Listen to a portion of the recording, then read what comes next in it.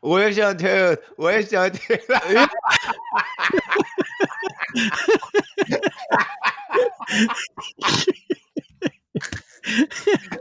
You're afraid you're gonna wake up going, all I want for Christmas is my tooth front teeth. Welcome back to Reason Together, the podcast for Christians who think about stuff. Yes, we still exist. We're back. Remember us? We're back. We used to have a Yeah, podcast.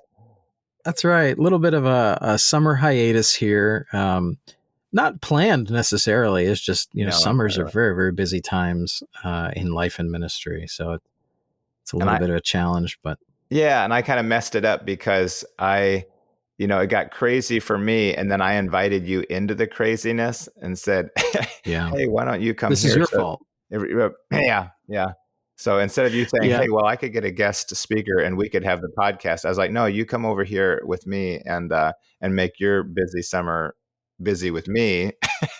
Yeah. So anyway, you came and were a vital part of our vacation Bible school for this summer. And so that was neat, but it tied you up too.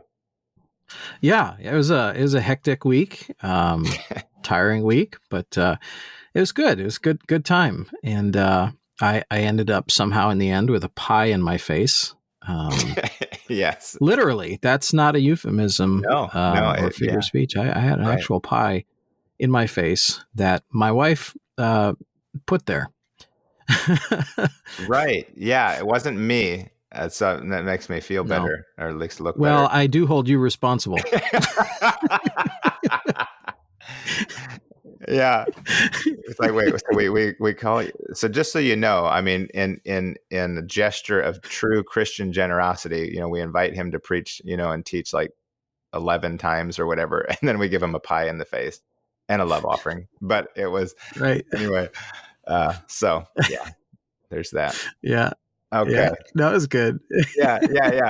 So, as we start off, we want to go back to our patrons and thank you for hanging on and waiting for another episode here and for supporting everything that we do. We sure appreciate your partnership and look forward to jumping back into a discussion here. If you have any questions, now that we're maybe going to get a little bit of time to start answering questions, whether it's something we're discussing or just something in your life that you've thought through and you thought, hey, wait a minute, what should Christians think about that? Or does the Bible have anything to say about that? Feel free to shoot it our way, reasontogetherpodcast@gmail.com.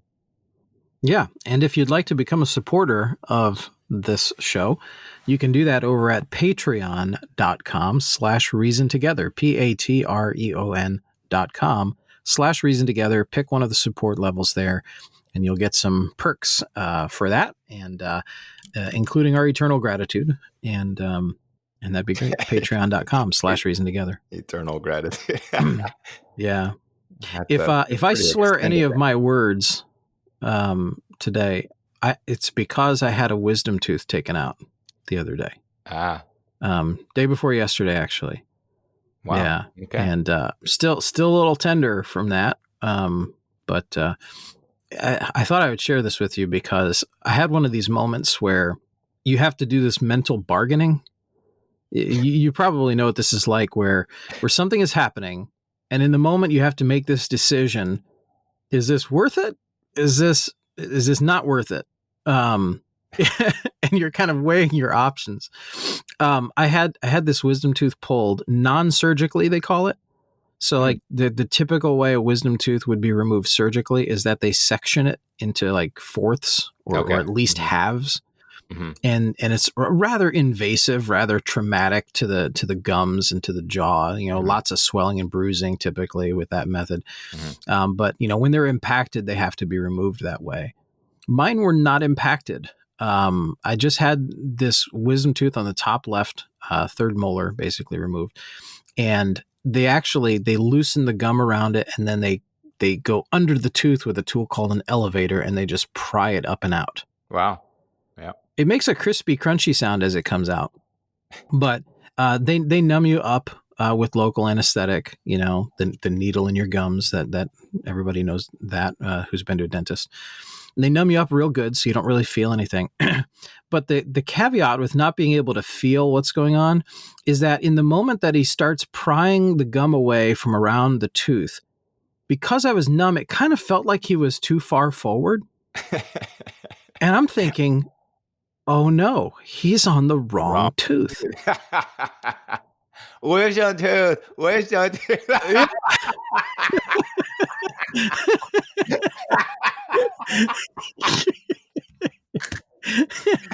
You're afraid you're going to wake up going, all I want for Christmas is my tooth. Right.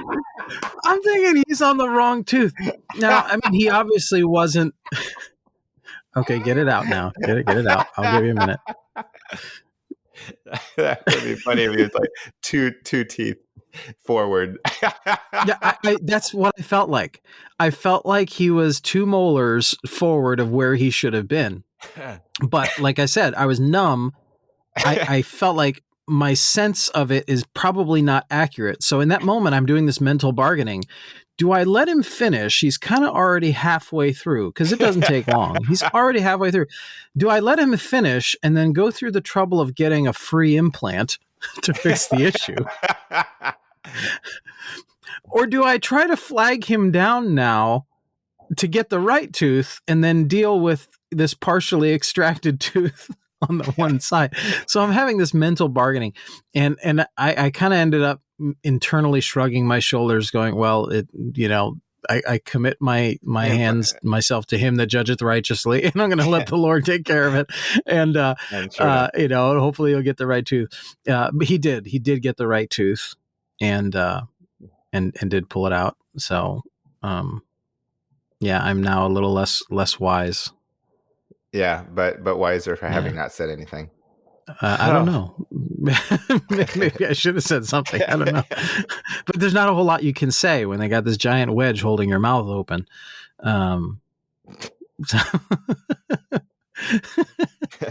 Anyway, there is something to that. Like when dentists, I don't know, in school, like when they're teaching them, do they say, hey, just don't hold on conversations? Because you like stick your fingers in someone's mouth and then ask them a question. Well, yeah, it's hard to respond and say anyway. So, yeah. All right. Hey, well, so if he doesn't make sense today, he's got an excuse. He's got to pass at least for one episode. Yep. That's right. Yep. No problem. Man, we have a list, and it's, I think even the questions, I don't know, maybe a question or two that you put on here, I'm like, wow, that sounds like something I would have asked or have thought of recently. Well, which one? Let's jump right in.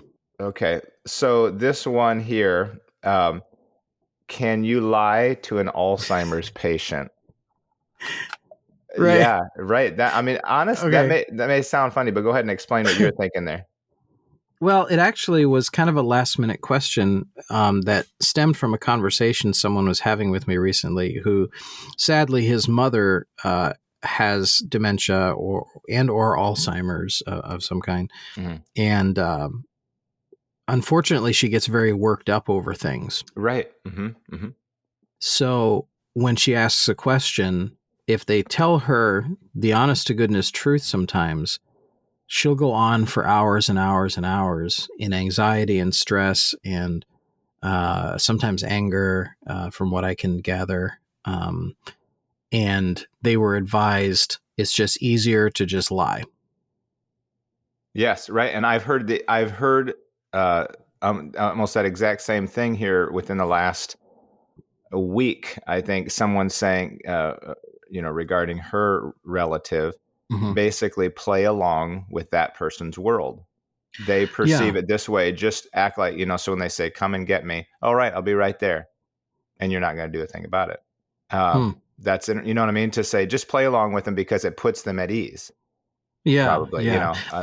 Right. And I admit I don't have a ton of experience with this, in the sense that, I've dealt with a lot of dementia patients over the course of my career, mm-hmm. but they were never a personal contact of mine, and they mm-hmm. were never with me for more than, half an hour, 45 minutes at a time. at the longest when I would do like an MRI procedure on them, half an hour, 45 minutes, so I'd never had like a personal contact where I was long-term with someone who had dementia. Yeah. My Right. grandfather had some mental status changes in the last few years, but I didn't live near him. So I didn't have personal interaction with him a lot in those years. So I'm not that experienced in having a family member like that. Yeah. And when they call you 6-9 times a day, maybe saying, hey, you need to get me out of here because they think they're somewhere that they're not, or something's going on that's not going on. And they're worked up about it. How do you respond? Do you go, no, you're not there? Because in their, however that works, in their mind, that's where they're at, and you're just denying it. You're not helping them out at all. And in their mind, they need to be delivered in some way, like rescued. They need a solution here. And you're like, oh no, I can't come. No, I can't come right now. I can't. Blah blah blah blah. If you're living in your world, anyway, what's your thought on that? Are you familiar with something known as a Platonic noble lie? No, not really. Have you heard of this? Which is kind of a misnomer, in a sense. It's like noble lie, really. I think it kind of traces back to something that Plato himself had said about lying, essentially for someone's protection. Mm-hmm. But I'm not sure what context he meant that in. If he was talking about like, Corrie ten Boom with, hiding Jews from Nazis and such. I don't know if that's what he was referring to, but the way that it's used today is sometimes in the sense of, I want to protect you from misunderstanding an issue that you might misconstrue. So I'm going to tell you something in a way that's kind of false for your protection. And it's known as a Platonic noble lie. I'm not a fan. I don't think it's good. No, that could go so many directions south. Absolutely. Yeah, so many directions but, south. I like that. I go like north, south, like east, west, south. I mean, yeah, you know what I mean by that. Yeah, I do. But like in the sense of an Alzheimer's patient, a family member with dementia, is there such thing as a noble lie? That's the question. Are you asking like, can the lie ever be noble, or you're saying, is it actually a lie? Which one are you asking? Well, either. Okay. Yeah, I don't know that I could ever say a lie is noble.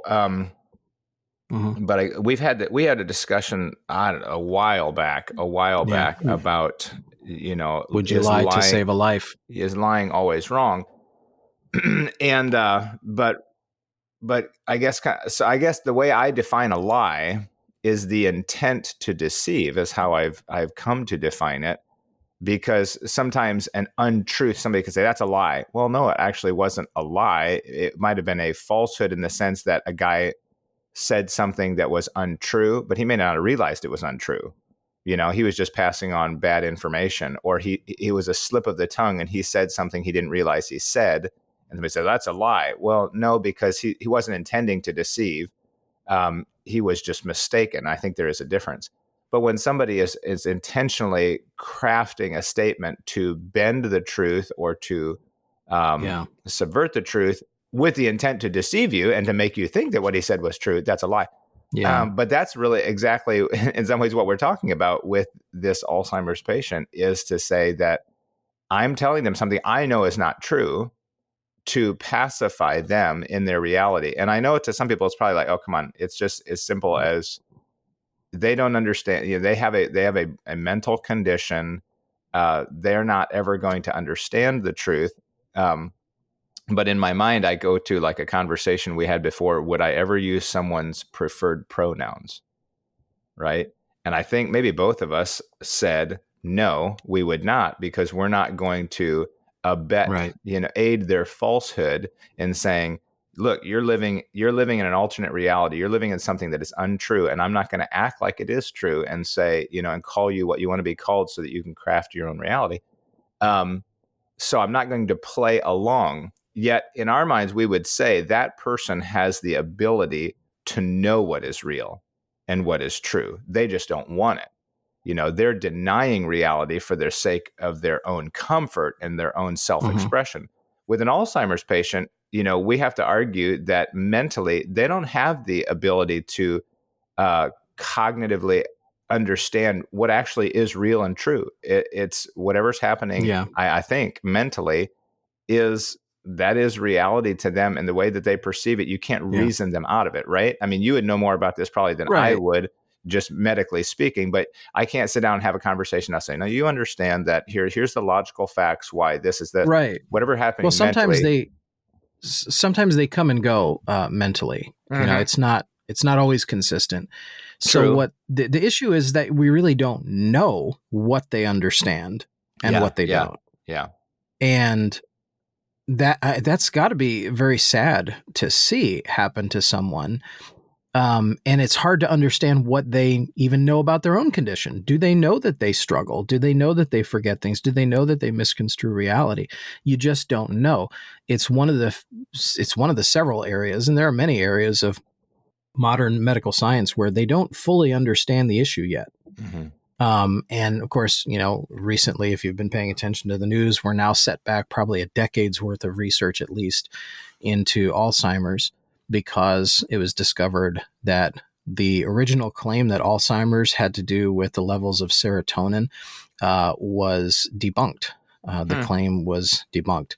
And many of the medications used to help with Alzheimer's treatments nowadays were based on that premise that has now been debunked. So we're set back probably 10 years in Alzheimer's research now. Okay. So it's a little understood area of how it actually works.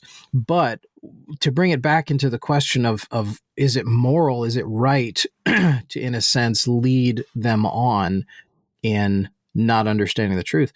I think when we had the original episode of Would You Lie to Save a Life, we might have talked about like Rahab, or the case in which I think it was David or Jonathan, probably Jonathan, that was hid in the well and so on. There's an instance in which the Hebrew midwives in Exodus chapter 1 lied to preserve the lives of these babies because God has respect to life in that, life should be preserved against the whims of some egomaniacal madman who rules a country. So these midwives lie, and it says in Exodus 1 and verse 20 that God dealt well with the midwives, and the people multiplied and waxed very mighty. In other words, it never condemns their lie, and in fact goes far enough to say that God dealt well with the midwives. Now it doesn't say he blessed their lie or condoned their lie. Well, so I'm not trying to find justification to lie, but I am saying that that God's order is to preserve life, and Pharaoh's order was to kill these innocent lives. And these midwives honored God's order over Pharaoh's order. Right, which is a fair point. However, my little bit of pushback on that would be, it doesn't actually say they lied, does it? Or does it say they lied? I mean, well, it doesn't outright say they lie, but the claim that they make was that the reason why they didn't obey the order was because all of the Hebrew women would give birth before they got there.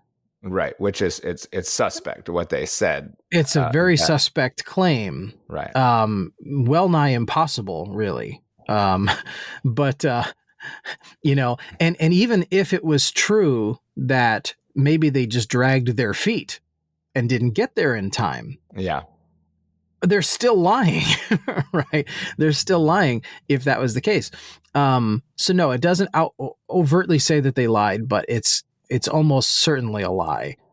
And again, I'm not trying to justify lying, but what I'm saying is if there is some sort of reason why, for instance, we don't fault Rahab for protecting the lives of the Israelite soldiers there on her roof, we don't really fault her for that. The Bible doesn't overtly fault her for that or condemn her act. When we look at stories like that, there almost seems to be an instance in which maybe it's not justified to lie, but it is understandable that God's order is to preserve the life of the innocent, and the only solution they have in the moment seems to be that they lied. Does that make sense? And life was preserved. So they were attempting not to lie for their convenience. Mm-hmm. They were not lying to preserve their way of life. They were lying to preserve an actual life. Mm-hmm. So I guess what that kind of brings into the question of an Alzheimer's patient is, what if it is physically dangerous to tell the truth to someone who doesn't understand reality enough to where they might accidentally hurt themselves, or maybe even intentionally hurt themselves, or lose control in some way, or do something dangerous because they're emotionally distraught over you telling them the truth? Mm-hmm.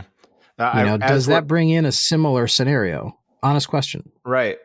Well, it's interesting because as you're talking about that, I'm paralleling at the same time an adult or a parent dealing with a child and saying, well, I need to protect this child. That's where it gets like really dangerous to me. Like, oh, great. Because then if you leave up this noble lie thing that a parent says, well, I need to protect my child from this truth. Well, now he becomes the arbiter of what he needs to protect his child from instead of just exposing him to reality. Where do you stop? Yeah. And so I'm thinking, say in a scenario maybe where the child is adopted, right? Well, I need to protect him from that truth that he was adopted. Well, maybe it's best for the child to know he was adopted, and you should tell him, well, no, I'm going to lie to him and tell him, that, whatever. And they make up this story. Or what about, if a guy was trying to save, a bunch of children, in a wartime situation or whatever, but he has to try to couch adult truth in children's terms. Why are we running away? Why are we running away? Because there's bad men who will hurt us. Okay, well, that's not a lie. But, if they try to make up something like, we need to get out of here because it's dangerous around here. Oh, okay. Yeah. But anyway, the whole concept of couching truth in children's terms, is that in any way applicable to what we're doing here with someone who's been affected mentally, is couching the truth in their terms, And so for me, that seems like a good middle of the road. Yeah, that seems a good approach. And I think that would be, for me, the way I could. I don't think I could. I'm not necessarily going to outright judge somebody who decides to just play along with that person's reality. But for me, if a guy says, "Hey, you need to come pick me up right now because they're gonna haul me off," for me to say, "I'll be there as soon as I can." Well, I will, because I can't be there sooner than any sooner than you can, any sooner than 2 days, and tomorrow when I'm going to visit you. Right. But to that person, they're relieved to say, help is coming. You know what I mean? But that still could be argued that, well, that's a deceit. Oh, okay. Well, I mean, not to get too far afield here, because we do have other questions, but when you think about the battles that you see in Scripture, especially if you read through the story of when Joshua was leading Israel into the conquest of Canaan, the ambushes that took place, there was a quote, I think it was by Sun Tzu, the Art of War guy, I think is what it was, that all warfare is deception. Interesting. And if you think about it, especially the ambush. Right. Especially the ambush. But even down to simple things like sparring with someone, even in hand to hand, you fake the jab, but you throw in a cross instead. Right, sure. That was a deception. Right. Or in jujitsu, you fake a choke, but you slip in the arm bar afterwards. Just, all warfare is deception. Is that lying? Right. Wow. And we don't have an interesting twist on it, though. I like that. Yeah, we don't have to really delve too deep into it because I know we've got other things, but it just kind of came to mind as we were talking. Like pathological liars. Okay. Because they're all faking. Oh, yeah, for sure. Yeah. Yeah. Okay. Yeah. All right. Well, honestly, I would like our listeners' feedback on what's your take on that. And I mean, if it's just as much as to say, well, my gut feeling is that, no, it's not a lie. Okay. Share that with us. But maybe there's a verse you're linking it to, or story, like Tom is here. He's linking it to specific stories or whatever to say, is there a precedent here, or how can we wrap our minds around it? Yeah. I feel like I'm just going to say, in my gut, it seems like, sometimes it's like the context of Christianity. Is it a lie? No, not really. That's what I feel like saying. Yeah. But can I point to one specific thing and really land on it strongly. No. Yeah. I gotta be, if I'm being totally honest though, like if it came down to it and my back was against the wall and it was like somebody was coming to my house from the government looking for my kids to take them from me. Right. And they were like, we're bringing all the kids away and kids under certain age are going to be executed. And they say something to me like, where are your kids? I'm going to be like, I don't know what you're talking about. Yeah, they're out in the woods. See you, bye. Yeah. Yeah. Right. They're down in the basement playing the video game.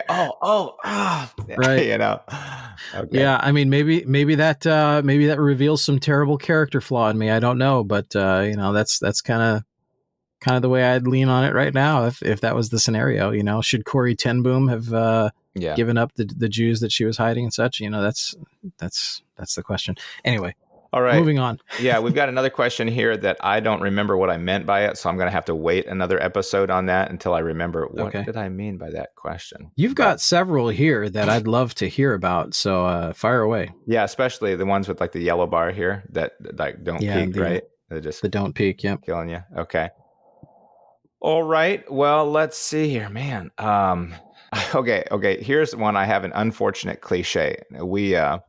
We talked some weeks back about thought terminating cliches. That was funny. Yes. Statements that really don't solve anything, but they end the discussion. This one I just put as an unfortunate cliche, and I'm sure we could come up with others and we can, pepper them in coming episodes or whatever. But it's one of those things you hear people say that you're like, no, that's really not a great, it's not a great encapsulation of what's going on here. Mm-hmm. But so you're in a difficult time or something's just really gone bad wrong, or the government's, wildly out of control and the country's in a tailspin, whatever, Wonder where we'd get that idea from. Your life's in a tailspin. And somebody says, well, God is in control. God is in control. To me, I personally don't care for that statement. Not because I don't think God is in control, but sometimes the way it comes off to me is when you say God is in control, meaning that he's designing all of this, that this is all a part of, what God wants. Now, I'm going to try to temper this as I go along. God obviously is the designer. And when things go wrong, it is a part of the design in the sense that if we violate the design, there's a consequence. Right. Mm-hmm. So when you do something wrong and there's a consequence, like, oh, why did God do that? Well, he didn't really technically like overtly do it. Like, you rammed your toe into a piano bench. And so I'm going to cause pain in your toe. Ha ha ha. That's a judgment. No, it's not really a judgment. That's just a consequence. It's the way it was designed. But to say, oh, my toe is broken. Oh, well, God is in control. Wait, what? What does that mean? You know what I'm saying? That God wanted you to break your toe, and he'll control all of that. Well, God is sovereign. I understand that, but he also allows the design to work because it's all consistent with his nature. And so the concept of God being in control. It is still a thought terminating cliche when used like that, because it does mean, I'm really done with trying to think through the nuance of this issue. So I'm just going to throw my hands up. Well, God is in control. God is in control. And just kind of, whereas, you could think through the nuance of it, like what you're doing. You're talking about, God permitting something versus God causing something. You're talking about, the consequence of a bad action versus the consequence of natural law. That God builds pain into things so you don't keep your hand on the hot stove and burn yourself. You're thinking through the nuance of it, whereas maybe some folks just get tired of thinking through nuance, or they don't like the mental strain of thinking through nuance, or maybe they don't like the answer they might come to. If they think through nuance. So just throwing your hands up and say, well, God is in control can be used as a thought terminating cliche, but I don't think it is always implicitly a thought terminating cliche.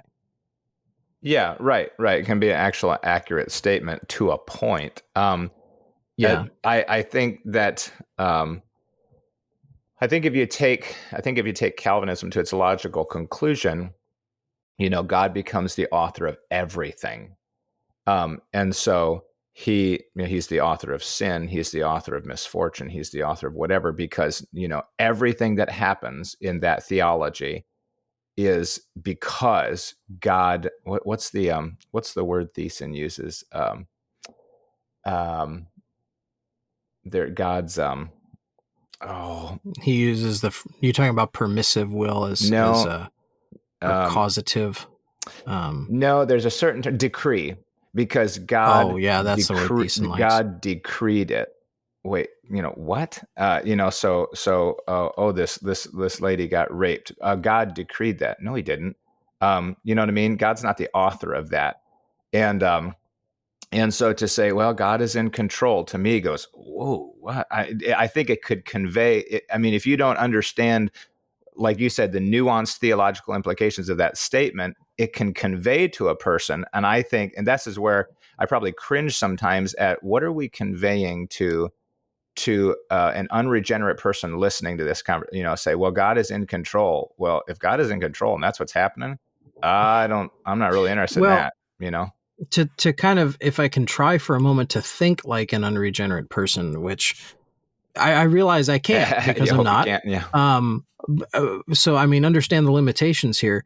But if I were an unregenerate person and someone says God is in control, they can tell me all day long that either God caused something or God simply permits something. And as an unregenerate person, I'm not going to really care about the difference, because, well, he still signed off on it. You know what I'm saying? Mm-hmm. So I can see how someone would come to that conclusion. If you say God is in control, I can understand how they feel like, well, even if he doesn't cause it and yet he permits it, he still permitted it. And if I don't already have an amicable view of God, I'm going to see malice in that. I'm going to see contempt in that. Why would God permit something to happen that is evil? And, the thing is, someone who is a believer, they can recognize that God does permit evil things to happen, but yet you looking at the big picture, there is an overall plan to God's design, in which his sovereign will is worked out in the universe. So, I mean, we can try and break it down into permissive will versus causative will and such, but ultimately, if God is still sovereign, he is still signing off on everything. I think I know what you mean by the signing off on. He's to use modern nomenclature, signing off on it. Yeah, I realize it's maybe somewhat of a colloquialism, but yes, if God does permit something, he is signing off on it. It's just, as a believer, I trust God that even if something takes place that is evil, and I know that God permitted it, I still trust him. I know he's got a plan that I don't understand. Whereas to the skeptical mind, that's an unforgivable thing that God did.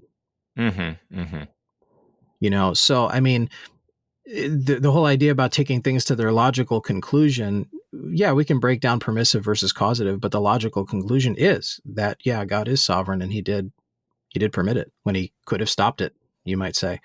Does that make sense? Yeah, I still think there could be. Yeah, obviously, it's a misperception. Is that the right word? Yeah, a misperception of God. At some level.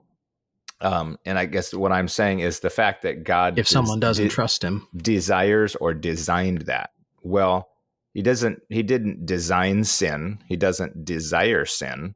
And there's even multiple levels of his, I would say personally, of his desire. For instance, we say, for instance, was it Peter says, God is not willing that any should perish. In other words, he truly does not desire that any would perish. Yet do they? Yes, they do. Why? Because there's a higher desire that man have a choice, and that desire will not go unfulfilled. So his design will be worked out in that way, not because everything that he truly desired in his good and righteous nature would be fulfilled, because we're free beings in that sense, or at least have the freedom of choice to reject him. And that's not something he desires, and yet he desires us to have free will. So I wouldn't say he's. I like that. I like that explanation that there's levels of desire. I like that. So let me see if that went into another. Anyway, so that was one thought I had. Unfortunate cliche. If you've got a feedback on that, reasontogetherpodcast@gmail.com. We've got about 10 minutes left, and let me ask you. Let me ask you this: this is another maybe a kind of a statement. Sometimes we say our movement. I don't necessarily like that term, but okay, different circles come up with certain terminology, right? They learn to phrase things a certain way, and we've gotten used to. And we've talked about this, the Spirit of God moved upon my heart, or whatever. You're like, what? If you're not from from it. So anyway, one of the statements that we've used, we've talked about sin in your life. Okay. And I guess I heard this recently. And I asked this question: is there ever a time when a man can say, I have no sin in my life? There's more to it than that. Because the thing is, you still have a sin nature. Right. During this life all the time.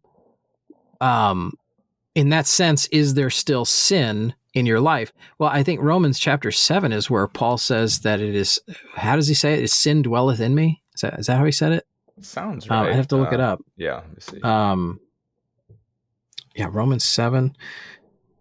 But I think if you're looking that up, I'll just keep talking here for a second. But the implication of saying that someone has sin in their life, I know what they mean by that. They mean active, unconfessed, unresolved, current sin that someone is still participating in. That's what I think is meant by the cliche. So it's like, right. Do I define that based on what I think you mean, or what it actually is? Do I be a complete and utter pedant with the saying, or do I just take you for what I know you mean? I probably opt towards the first. Say, let's define our terms. Right. It says, but I am carnal, sold under sin. Let's see. What verse is that? That is verse 14. Then he's talking verse 19, the whole kind of confusing terminology in English. For the good that I would, I do not, but the evil which I would not, that I do. He says, evil is present with me when I would do good. Verse 17. There it is. Verse 17. Yeah. Now then it is no more I that do it, but sin that dwelleth in me. So he says sin dwells in him. Yeah. And then he says, verse 21, I find then a law that when I would do good, evil is present with me. Yeah. For I delight in the law of God after the inward man, but I see another law in my members warring against the law of my mind. So he's talking about and I don't really personally like the terminology sin principle, but anyway, that's what comes to mind. So, okay, he's saying that there's a nature, something in him that is bent toward wanting to do evil, and he's desiring in his spirit to live for the Lord. And I guess when we say no sin in my life, that's what I would say too. What you said is that, is there any active disobedience in my life? And I feel like, well, more than feel like, I believe that a case can be made scripturally that we can say that there are times when there is no sin, not a proclivity to sin or an inward sin nature desiring me to sin, but there literally is no consent to that sin. There's no disobedience. There's no hindrance between me and God, because otherwise, if I'm being filled with the Spirit, if I'm surrendering to the Lord, if I'm saying, God, another way that we term it,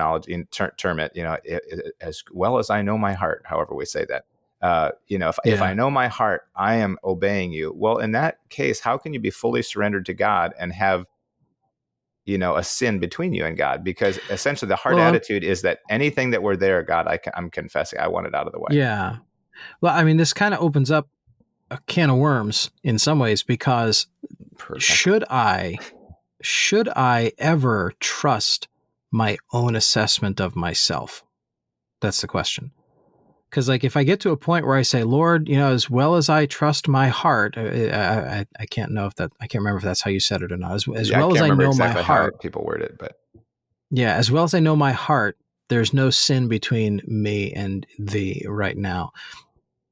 I am making an assessment of myself Mm-hmm. at that point. You know what I mean? Yeah, sure. I understand. Is it wise for me to ever trust my own assessment of myself? Based on what we know of the heart from Scripture, should I ever trust my assessment of myself?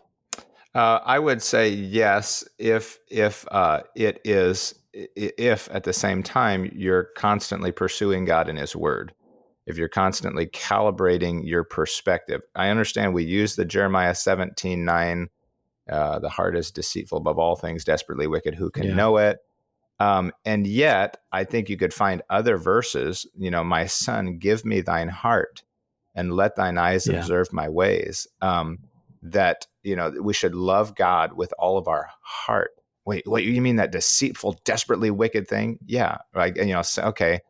You love God Yeah. with all of your heart. So there is a sense in which our heart isn't just absolutely like off the charts. Like, well, we just dismiss our heart. Our heart has nothing to do with it. To say, no, our heart is involved in things, and I am supposed to be discerning. In order to be discerning and a judging person who is wise, I have to use the capacity of my reason, or of my heart, or the ability to distinguish between things. And so, Yeah. if I'm calling that my heart, that ability to assess things, well, yeah, I have to trust it because God wants me to. That's why when he commands me to use good judgment, and to discern between evil and good. Mm-hmm. If we want to say Yeah. that the heart and the ability to assess are the same thing, then we're bringing in the heart picture as Yeah. actually having a Well, job.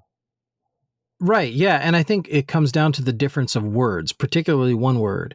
So there's a difference between saying, as much as I know my heart, I think I'm right with the Lord right now, Mm-hmm. versus as much as I know my heart, I know I'm right with the Lord right now. I think there's a subtle shift between whether you use the word I think versus the word I know. And it's like, I'm a little hesitant knowing what I know about the heart to just dogmatically declare, oh, I know I'm right with God right now. Well, it's like, I would rather say, based on what I know from Scripture about my heart and what I know about the Lord, I think I can say right now that I'm in fellowship with the Lord. I'm right with the Lord. And I think I understand this situation and what the Lord wants me to do and such. In other words, there's an epistemic humility there. Whereas the other person saying, I know, there's almost a little bit of a danger there of them trusting their heart a little too much. Because how many people have said, I know I'm right with the Lord, and yet everybody knows they're not. Yeah, right. And I can see that. I can see where people, because they don't have a biblical framework, they feel or think something that is entirely untrue. And yet, I feel like to live in a state of, what would we say? Not ambiguity, but basically of a kind of unknowing about my relationship with the Lord. I don't think that's what God designed either. When He said, be filled with the Spirit. I think we actually literally can be. And we walk in the Spirit. And I feel like we can pursue things and know that we are filled with the Spirit at some point and say, I am obeying the Lord. Now, I know I do question myself and say, I don't want to be apathetic and realize, oh my goodness, all this time I've been not surrendering this to the Lord. But isn't that part of growth, though, that I was surrendered as much as I knew. And in time, God brought this thing to mind and said, look, you haven't been doing this. Oh, God, I'm sorry. Wow, I've been reserved in that way. And so, but I'm still walking in the Spirit. And so there is still that free and open fellowship with Him. That's not saying, well, it's not saying that I'm sinless in the sense that there is nothing wrong with me. It's saying that I am in fellowship with God, meaning there's no sin intentionally or knowingly between us. Does that make sense? It's not saying I'm perfect, but it's saying I'm maturing and that I have a fellowship with God. Right. Yeah, there's an epistemic humility in there in which you're willing to concede that there are things that and to the best of your knowledge of yourself, your own ability to assess your own heart, you believe that you're in line with those principles. Yeah. Right. Right. But there are some folks who are a little dogmatic about that. And Right. that to me is dangerous, because how many times do you get dogmatic about your relationship with the Lord only to find out later that you were wrong about something, and it's like, I felt so sure at the moment. I felt like I was really, like I really knew, like I was really walking with the Lord. Then you look back at that point in your life and you're like, man, I was immature. Well, and I don't Right. know that both of those, that they're mutually exclusive. That I could have truly been walking with the Lord and yet I was immature. I mean, that I was surrendered. I didn't know everything, and I may have been, Mm-hmm. well, like as you say, immature. I maybe wasn't making the best decisions looking back with what I know now in my maturity. Was I making the best decisions? No. But was I walking with the Lord? Yes. I think I can see the one side is being too confident. Got to be careful of that. But I feel like we Mm-hmm. have to be careful not to go the other direction and move the needle across the center point to say, none of us is ever really fully surrendered to God. None of us ever really walks in the Spirit. We should be. That's a command of Scripture that we should Mm-hmm. be, and so it actually is possible to where. Yeah. So if it's possible, I can say, it actually could be true that I could say I'm walking in the Spirit and not be lying, Mm-hmm. But anyway, so I just don't want to make it sound like it never could be a reality. None of us Right. could, actually be filled with the Spirit. Well, God intended for that to be a reality. Yeah. Um, Yeah. so anyway, okay, well, good. That's Yeah. brings us to the end of our time. Any other thoughts you want to say on that before Yeah. we go? Well, I do kind of want to take a tangent on that, just a Okay. short one, but Mhm. we'll have to save that for the after show. Okay. Sounds good. What other question do we want to take into the after show? Do we want to kind of tease it here a little bit? Okay. Well, yeah, this one may be kind of tough to do on the spur of the moment, but this was from an elite patron here, I believe, and it deals with catechism. I've thought about this very same Oh, thing with my family, kind of the use of yeah. catechism, and so maybe we should deal with that one. Okay. Yeah, we can take that into the after show. If you Okay. would like to listen to the after show, folks, you have to be an elite patron. And you do that by going over to patreon.com/reason together and choosing the elite support level. And then you'll get access to the after show. You'll get a free t-shirt and access to the patron message boards and so on. So patreon.com/reason together. If you'd like to submit a question for the show, you can do that at reasontogetherpodcast@gmail.com. Anything else we have for them? No, I don't believe Nope. so. We're encouraging balance, developing perspective, and connecting faith to practice. This is Reason Together.